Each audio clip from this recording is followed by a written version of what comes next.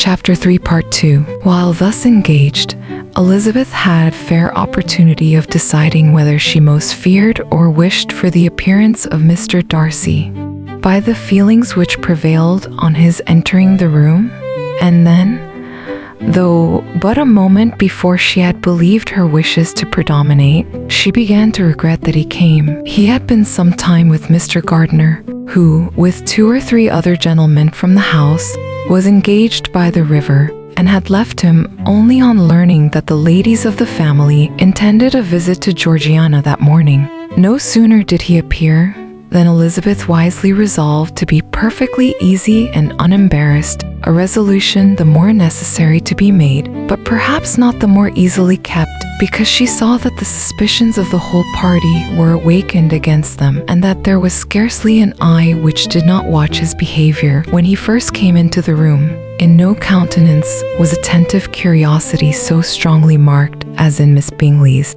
in spite of the smiles which overspread her face whenever she spoke to one of its objects, for jealousy had not yet made her desperate, and her attentions to Mr. Darcy were by no means over. Miss Darcy, on her brother's entrance, exerted herself much more to talk, and Elizabeth saw that he was anxious for his sister and herself to get acquainted, and forwarded, as much as possible, every attempt at conversation on either side. Miss Bingley saw all this likewise, and, in the imprudence of anger, took the first opportunity of saying, with sneering civility, "Pray, Miss Eliza, are not the shire militia removed from Meryton? They must be a great loss to your family." In Darcy's presence she dared not mention Wickham's name, but Elizabeth instantly comprehended that he was uppermost in her thoughts, and the various recollections connected with him gave her a moment's distress. But, exerting herself vigorously to repel the ill-natured attack, she presently answered the question in a tolerably disengaged tone. While she spoke, an involuntary glance shewed her Darcy with an heightened complexion, earnestly looking at her, and his sister overcome with confusion, and unable to lift up her eyes. Had Miss Bingley known what pain she was then giving her beloved friend, she undoubtedly would have refrained from the hint, but she had merely intended to discompose Elizabeth by bringing forward the idea of a man to whom she believed her partial, to make her betray a sensibility which might injure her in Darcy's opinion, and perhaps to remind the latter of all the follies and absurdities by which some part of her family were connected with that corps. Not a syllable had ever reached her of Miss Darcy's meditated elopement. To no creature had it been revealed, where secrecy was possible, except to Elizabeth, and from all Bingley's connections, her brother was particularly anxious to conceal it, from that very wish which Elizabeth had long ago attributed to him, of their becoming hereafter her own. He had certainly formed such a plan, and without meaning that it should affect his endeavour to separate him from Miss Bennet, it is probable that it might add something to his lively concern for the welfare of his friend. Elizabeth's collected behavior, however, soon quieted his emotion, and as Miss Bingley, vexed and disappointed, dared not approach nearer to Wickham, Georgiana also recovered in time, though not enough to be able to speak any more. Her brother, whose eye she feared to meet, scarcely recollected her interest in the affair, and the very circumstance which had been designed to turn his thoughts from Elizabeth seemed to have fixed them on her more and more cheerfully. Their visit did not continue long after the question and answer above mentioned, and while Mr. Darcy was attending them to their carriage, Miss Bingley was venting her feelings in criticisms on Elizabeth's person, behavior, and dress. But Georgiana would not join her. Her brother's recommendation was enough to ensure her favor. His judgment could not err, and he had spoken in such terms of Elizabeth as to leave Georgiana without the power of finding her otherwise than lovely and amiable. When Darcy returned to the saloon, Miss Bingley could not help repeating to him some part of what she had been saying to his sister. "How very ill Eliza Bennet looks this morning, Mr. Darcy," she cried. "I never in my life saw anyone so much altered as she is since the winter. She has grown so brown and coarse." Louisa and I were agreeing that we should not have known her again. However little Mr. Darcy might have liked such an address, he contented himself with coolly replying that he perceived no other alteration than her being rather tanned. No miraculous consequence of traveling in the summer. For my own part, she rejoined, "I must confess that I never could see any beauty in her. Her face is too thin, her complexion has no brilliancy, and her features are not at all handsome.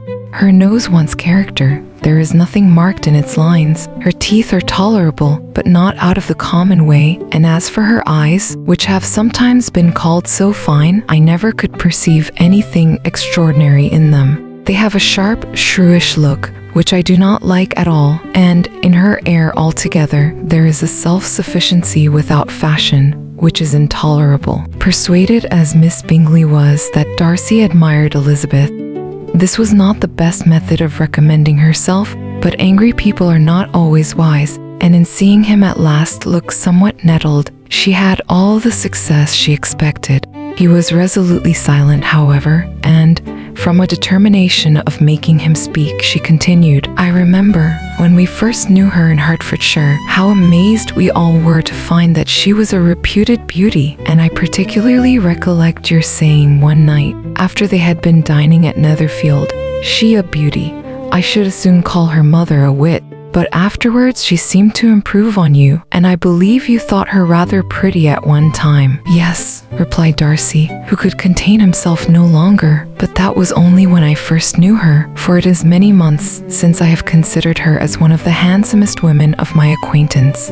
He then went away, and Miss Bingley was left to all the satisfaction of having forced him to say what gave no one any pain but herself. Mrs. Gardiner and Elizabeth talked of all that had occurred during their visit as they returned, except what had particularly interested them both. The looks and behavior of everybody they had seen were discussed, except of the person who had mostly engaged their attention. They talked of his sister, his friends, his house, his fruit, of everything but himself. Yet Elizabeth was longing to know what Mrs. Gardiner thought of him, and Mrs. Gardiner would have been highly gratified by her niece's beginning the subject. Chapter the 4th. Elizabeth had been a good deal disappointed in not finding a letter from Jane on their first arrival at Lambton, and this disappointment had been renewed on each of the mornings that had now been spent there. But on the third, her repining was over, and her sister justified by the receipt of 2 letters from her at once, on one of which was marked that it had been missent elsewhere. Elizabeth was not surprised at it, as Jane had written the direction remarkably ill. They had just been preparing to walk as the letters came in, and her uncle and aunt, leaving her to enjoy them in quiet, set off by themselves. The one missent must be first attended to. It had been written 5 days ago. The beginning contained an account of all their little parties and engagements, with such news as the country afforded, but the latter half, which was dated a day later and written in evident agitation, gave more important intelligence.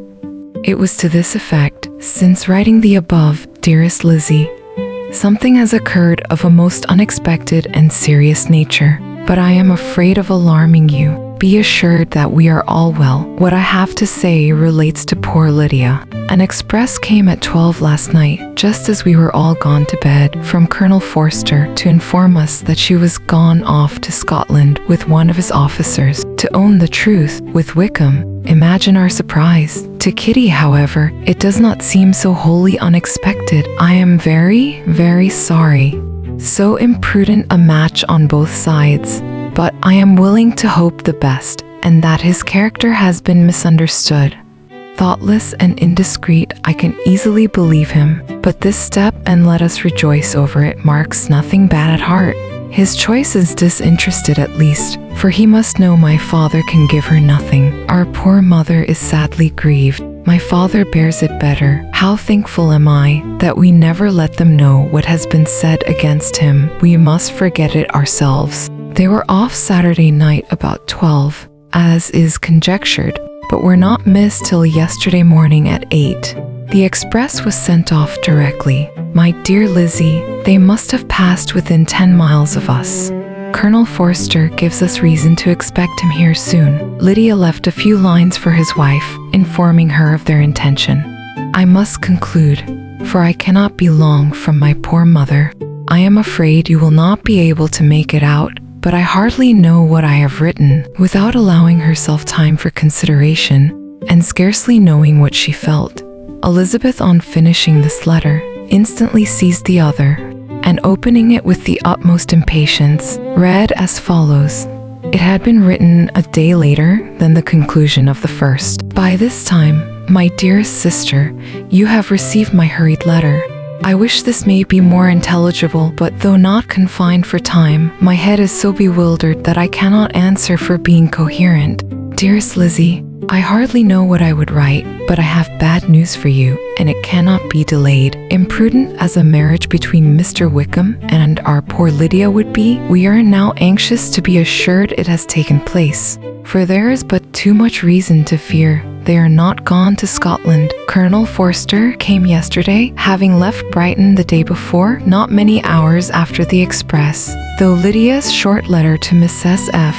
gave them to understand that they were going to Gretna Green. Something was dropped by Denny, expressing his belief that W. never intended to go there, or to marry Lydia at all, which was repeated to Colonel F., who, instantly taking the alarm, set off from B., intending to trace their route.